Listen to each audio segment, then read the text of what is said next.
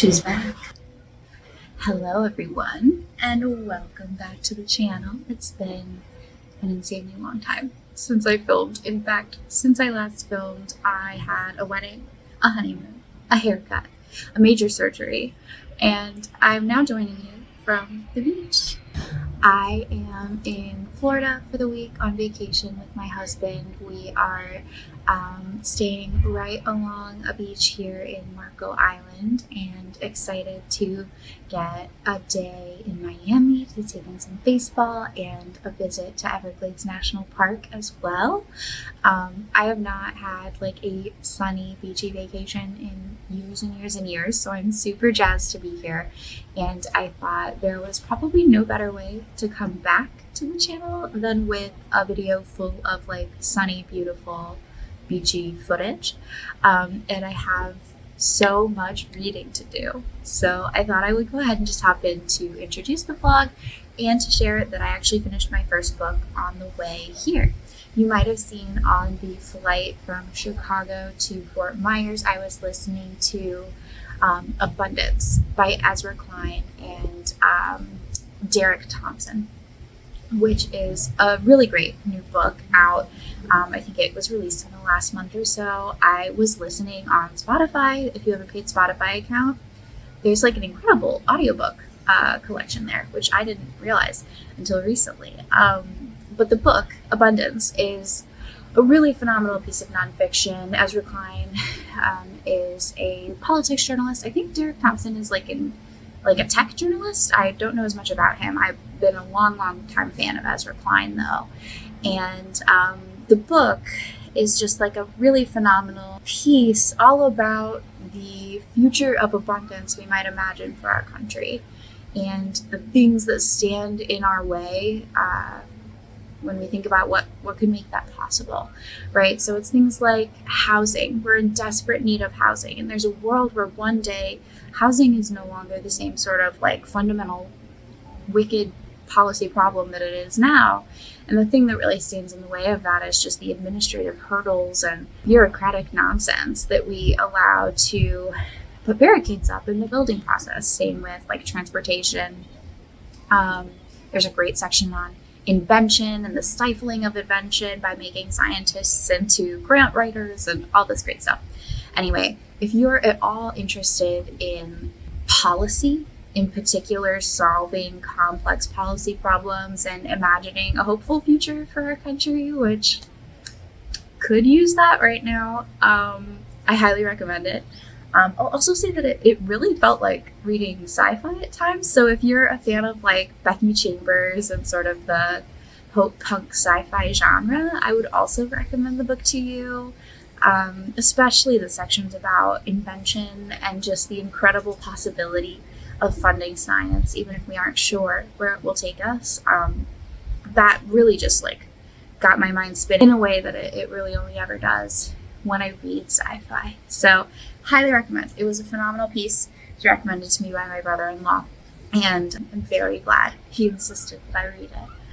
I brought a bunch of physical books to read on the beach, and the first of those is Emily Wilde's Compendium of Lost Tales.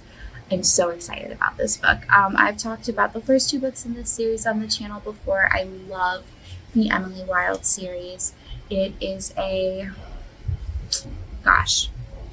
don't know English eras very well, but I think it's in like a fictitious version of not Victorian England, whatever comes after that. Maybe it's like the early 1900s, I think, late 1800s.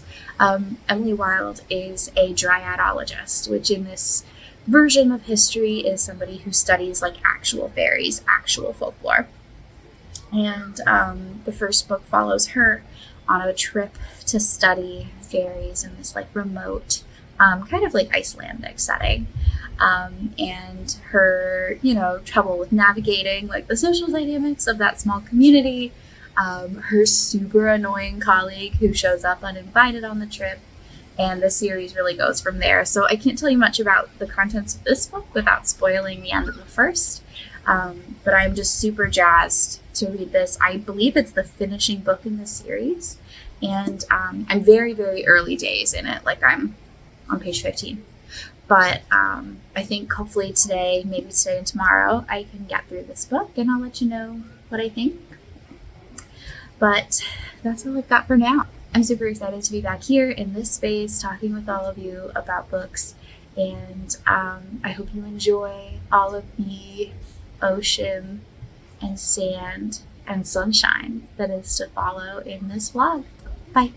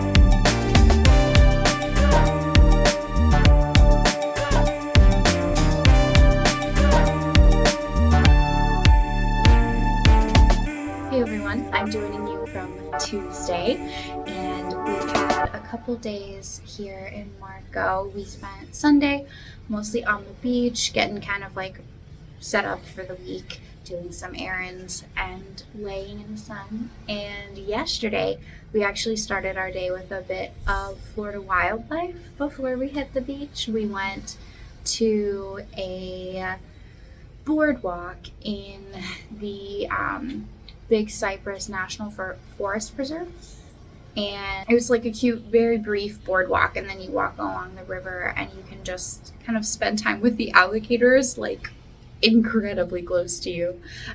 So that was very interesting. They're so like docile. It's very bizarre to see something so enormous and powerful being so lax. And let's see, after that we took a boat tour in hopes of seeing a manatee, and we did actually see a few manatees on our tour. We saw a bull shark, a bunch of other water creatures, so that was a lot of fun. You've probably seen some clips from our morning yesterday. In terms of my reading, I am like more than a third but less than half of the way through Emily Wilde's Compendium of Lost Tales, and I am really enjoying it. It took me longer than I expected to get into. I so love this series that I kind of thought I'd pick it up and read it quite quickly from the get-go, but it took me quite a while to warm up. I think my first few reading sessions I only got through 10 to 15 pages each, but I'm definitely like in the thick of the story now and very acclimated to its voice, and so I think I'm reading it a lot faster. Obviously can't say too much because it's a sequel, but I'm having a blast, and if you loved the first two books, you will love this one. Like, it's quite different than the sort of formula of the first two. But I'm enjoying the dynamics of all the characters, and there's still so much intrigue and curiosity happening. So it's a blast. And I don't think I said this in my last clip, but it's like a light academia book. So because Emily Wilde is a scholar, it's written in this very scholarly voice, and there's tons of footnotes throughout because it's an epistolary novel, so it's written like it's her journal. It's just a blast. So I'm really enjoying that. I also wanted to add that outside of the Abundance audiobook I was listening to on the plane, my husband and I are actually listening to all of the Game of Thrones books on audio. We started on our honeymoon because we traveled to Iceland for our honeymoon, and they filmed a lot of the show there. So we've made it through the first two, and we're now in the very early stages of the third book. So last night we went for like a beautiful sunset walk along the beach and got a couple chapters of that in. If you're fans of the show, the first couple books follow it quite like beat for beat. I would say they're pretty similar. And towards the end of the second book, there are some places where things started to diverge more noticeably, but even then, not a ton. So in these early opening chapters of the third book, it's just so fun to be like back with all these characters, and they're just really phenomenal books. You know, there's a reason George R.R. Martin is so popular and that his books were adapted. They're just really phenomenal pieces of like epic fantasy. So I would highly recommend. You know, we watched the show and really loved the show, and I generally love epic high fantasy novels. And I kind of thought, like, you know, is it worth it to read the books having seen the show? But it is. They're so good. They're just like really great pieces of media on their own. And you get a lot more of the lore and the world building and just the interior of the characters. So I would highly recommend, you know, if you've enjoyed the show, if you've wondered if the books are worth it, I'm getting a lot of unique value out of reading the books. So they have been a blast, and we'll continue listening to that on our trip. We're going to Miami tomorrow, which is very exciting. It's like a 3-hour drive from where we're staying, so we will probably get a lot of audiobook time in on that drive. We're going to go to a botanic gardens and a baseball game, and what looks to be a beautiful sort of Middle Eastern restaurant. Very excited for our day. And then Thursday, Friday, we're back on the beach. So that is what is to come. We definitely won't be finishing the Game of Thrones audiobook on this trip. They're like 40 hours long. So if you're looking for bang for your buck, buy a Game of Thrones audiobook. They last forever. But we will perhaps make it through the sort of opening sequence of the book anyway. Okay, that's all I have for you now, and I will see you later.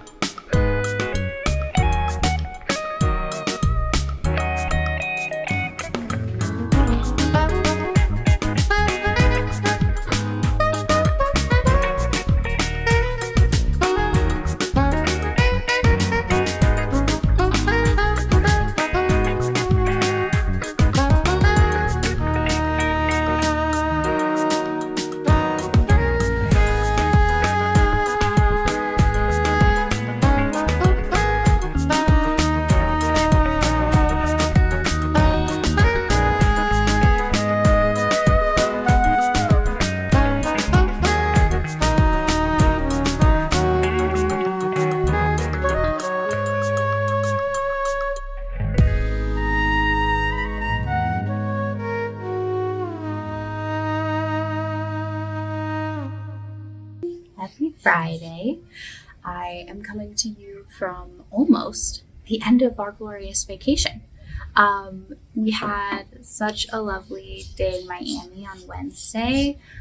We took the scenic route. It's like a big loop drive. I say loop because it doesn't circle back. It's a straight shot through the Big Cypress National Forest Preserve on Wednesday on our way out to Miami. And it was honestly the most glorious, wonderful experience. It was very surprising. There were just so many birds, such a wide variety of birds, and there's sort of, channels of water kind of along the road in the forest. And so it felt like, every few miles we would encounter a big group of them. They'd all take flight in front of us. It was very enchanting. I don't know. And we enjoyed the botanic gardens. I'm sure you got way too much footage of that because I'm in my happy place in a botanic garden. And enjoyed a baseball game and a lovely dinner out as well. And yesterday we were back on the beach, which was lovely. I actually finished Emily Wilde's Compendium of Lost Tales on the beach yesterday, which was wonderful. It was a really good book. I do think that, the first book in the series definitely still holds the sort of ultimate place in my heart. That was a 5-star book for me. And this last one, I put it more like a 4-star. Like I mentioned, it was a bit slow at the beginning. But I just love the characters so much. And I think Heather Fawcett did a really great job bringing in so many different figures from across the series into this last book. So I had a really good time reading it. It was a very light, whimsical kind of read. And, if you like the series thus far, it's definitely worth picking up. I also got a sunburn yesterday while doing all that reading. So I'm going to stay up in our apartment today. No beach for me. I must spare my skin. I'm far too pale for the Florida sun. So I'm going to pick up a new book, which I'm very excited about. The one and only Sunrise on the Reaping. I know. I'm already late to the game, and this book came out a week ago. But I'm super excited to read this. Everybody I follow was obsessed with it. They all loved it. They all sobbed. I've been informed that I should be prepared to be emotionally damaged by this book. But I am just so excited about it. I love Suzanne Collins' writing. I love the message and all of the sort of political implications of her work. And I'm very eager to see what she had to say when she decided to write Sunrise on the Reaping. So I've heard it's captivating. I think I could probably make my way through this very quickly. And outside of reading, I might get in a little bit of writing up here on our balcony as well, which will be nice. Outside of a day full of books, we're going to head out to dinner this evening, get a little balled up, which I think will be nice way to end the vacation. And then we fly out tomorrow, but not until the end of the day. And we check out of here at 10. So we're going to go do a little bit of cafe hopping in the morning in Fort Myers, where we're flying out of. And we actually have an afternoon tea reservation, which will take us kind of up until we need to leave for the airport. So that'll be such a nice way to kind of round out the trip. So that's probably what you'll see next. And I'll probably do one final check-in when we get home just to report back on how far I got into Sunrise on the Reaping. Did I just explain anything about this book? I don't think so. This is the new Hunger Games book. It's a prequel following Haymitch's story. Haymitch was a part of the Hunger Games during the Second Quarter Quell, the 50th anniversary of the Hunger Games, which means he was part of a group that faced sort of an extra unique challenge. In this case, it was that double the number of children were reaped at the reaping. And as I understand it, there's sort of some organizing that happens among the contestants, and that's sort of how somebody from District 12 survives the Quarter Quell. But I'm just so excited. I'm so ready. So we'll see how that goes. I will check back with you later. Bye!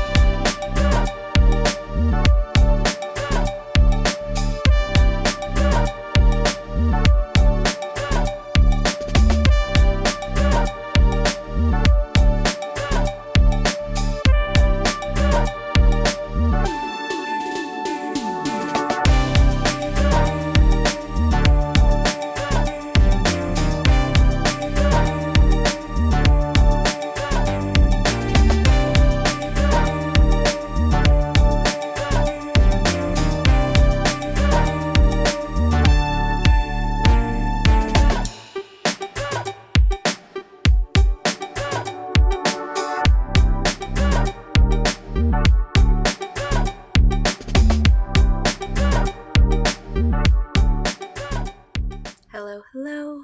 We are back home and have reached the end of the vlog. It was such a beautiful time away. I just loved having time in the sunshine and having just like uninterrupted time with reading and writing and resting.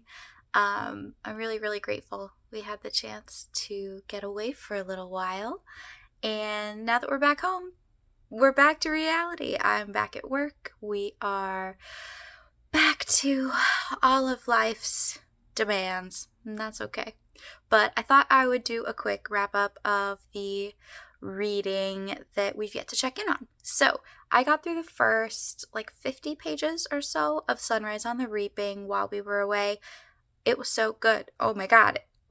Suzanne Collins just writes in such a readable, relatable way. Hamich's voice is so distinct and so easy to follow, and I cried in the first 3 chapters. So I'm very excited about it. I think it has certainly aligned with my expectations thus far, and I'm very excited to finish that book. I'm sure it'll be in a reading wrap-up in the next few months.